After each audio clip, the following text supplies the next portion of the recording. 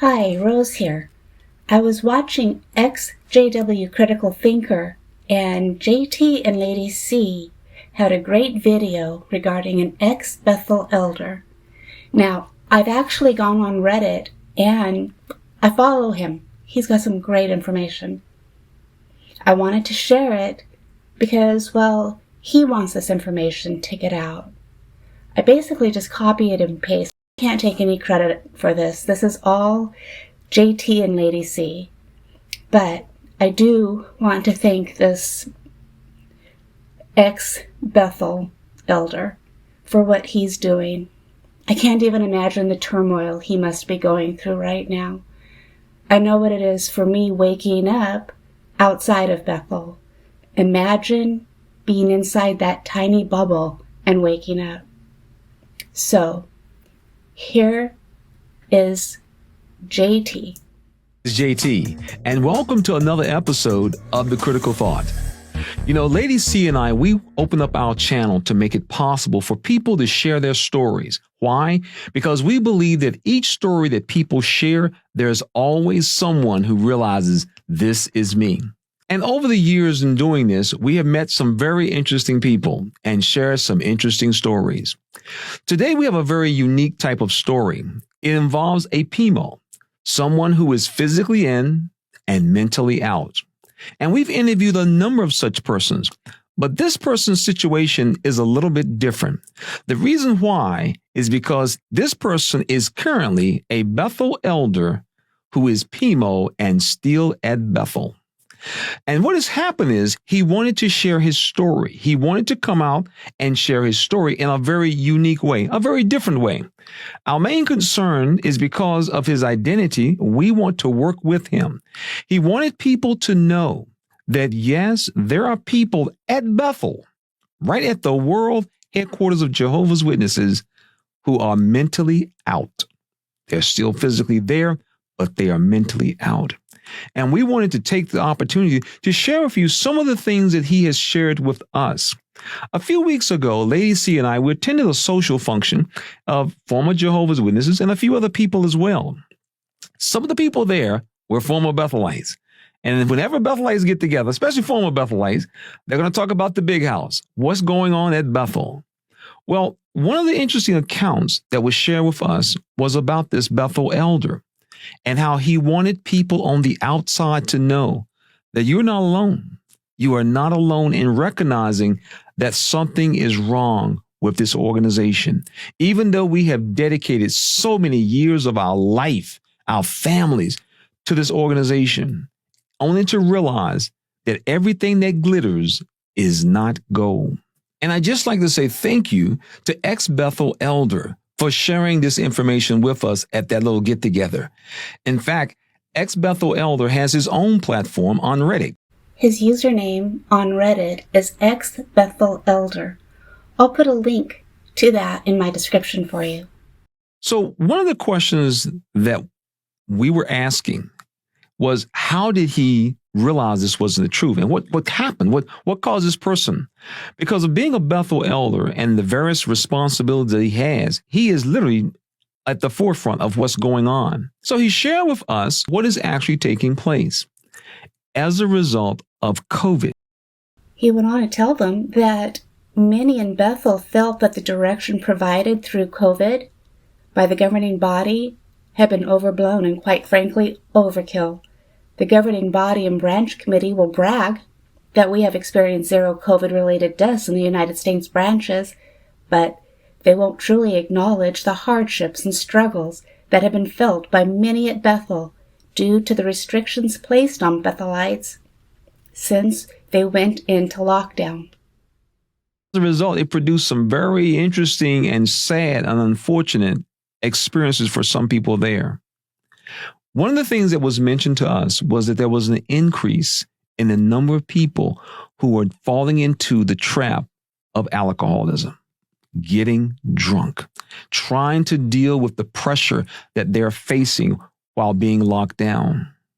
And the same thing with families, husbands and wives, to the point where they are experiencing issues of not only verbal abuse, but also physical abuse. We hear about people all around the world who husband and wives are working at home every day and now they get on each other's nerves. Can you imagine what it must be like to be at Bethel in that little tiny box every day? And of course, the lockdown meant that they could not leave the campus. They couldn't leave the site unless they were actually authorized or granted permission. Well, you know, as same as I know, that Bethel is not going to just willy-nilly let you just run off the campus and come back onto Bethel sites. Of course not. And as a result, that increased the amount of pressure that people are dealing with. He told them that the governing body are becoming extremely paranoid and quite frankly exhausted dealing with all of the leaks and apostasy aimed at the Watchtower organization. How they are actively taking steps to go on the offensive rather than having to constantly defend themselves in court. They even began a campaign of reaching out to local government officials in certain regions in hopes of politicking and garnering favor with the community. Of course they did. For example, in an effort to reach out to communities, Robert Hendricks, the Watchtower's public relations director, is appearing on as many community access channels as possible, trying to present the Watchtower in a positive light. As some say, he sounds like Mr. Rogers. This one really got me. Apparently, they're already in the process of training potential new, younger governing body members. There's much speculation around Bethel as to when and if these new men will be announced as new governing body members, but time will tell. Well, what about just a couple of years ago in 2020 when Stephen Lett told us that we are in the final part of the final part of the final days? Why do we need new governing body members? He says that while the Bethel family is composed of some genuine and loving people who feel they are really supporting Christ's brothers, there's a high level of cognitive dissonance felt by many there at Bethel, specifically since the pandemic lockdown began at Bethel in March of 2020.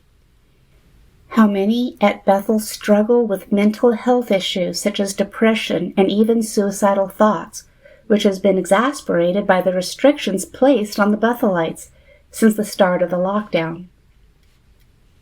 He says after spending many years here, meeting and associating with many high-ranking men, sitting on hundreds of meetings where decisions have been made that can have affected people's lives, I can genuinely say that this is not an organization run by God.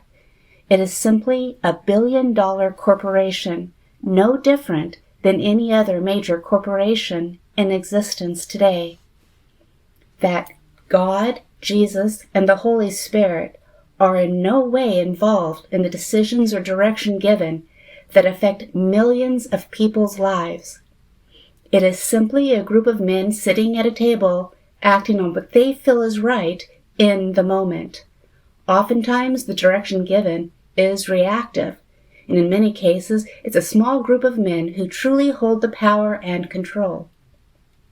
Sure, there are some good things about Bethel. You meet and spend time with some genuinely good and honest people.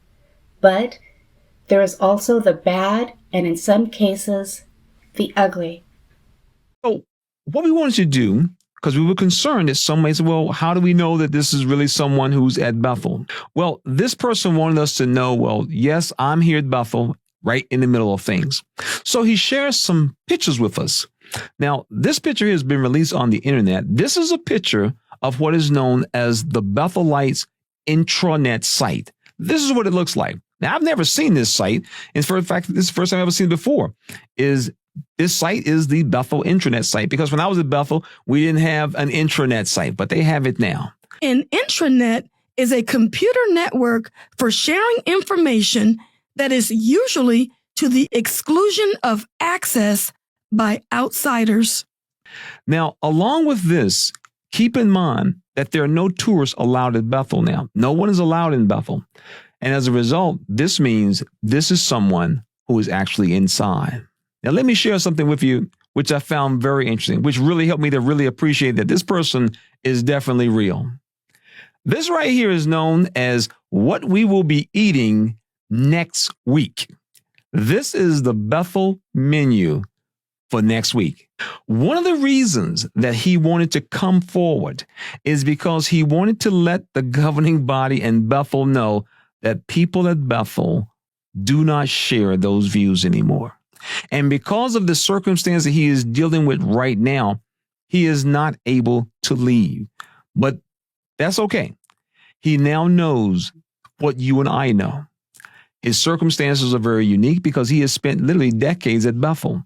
So for him, as we often tell people who find themselves as PMOs, you move at your own speed. Don't let nobody rush you. But he did want to come out and let people know.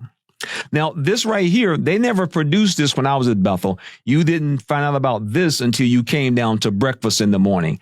And that is who is going to be the table head to lead the Bethel family for morning worship. Well, this right here is a list of the individuals at Bethel who will be the table head for the following week. Once again, this is only information you can get from within inside Bethel. Now, this right here, this is the Bethel directory, the online version, not the paper version like we used to have. So you can find out where people live, what their phone numbers are, how they can be reached. Yes, this person is real. And they are reaching out with their message to a number of content creators. And they want us to use our platform to let people know that there are people at Bethel who recognize that things are wrong. This will also let Bethel know, let the Watchtower, let the governing body know that there are people right inside who realize that the things you are doing, the things you are failing to do, they realize exactly what it is. Now, what makes this so important to understand, one of the things that high control groups are known for, and that is controlling the flow of information. That's literally their golden ticket. We can control what you know and what you don't know. Well, here we see is probably the worst thing that can happen to them. And that is they no longer can control it. We've said this many of times that the Watchtower, because they cannot control the flow of information, people now can know what's going on. And what you're looking at is another example. Thank you, JT and Lady C, for bringing this to our attention. This is really important. And thank you, ex-Bethel Elder, for what you're doing. I can't even imagine the turmoil you must be going through. I know what it's like waking up outside of Bethel. I can't imagine waking up inside. So thank you. And hopefully you can get out soon. What this shows us is you're not the only one that's questioning. There are so many right now that are waking up because of what the organization is doing, its teaching, the lawsuits, the child sexual abuse, all of that. Well, I hope you've enjoyed this video. If you have, please like so that it goes out to other people. And if you're really enjoying, please follow along for more so that you get notified. Thank you.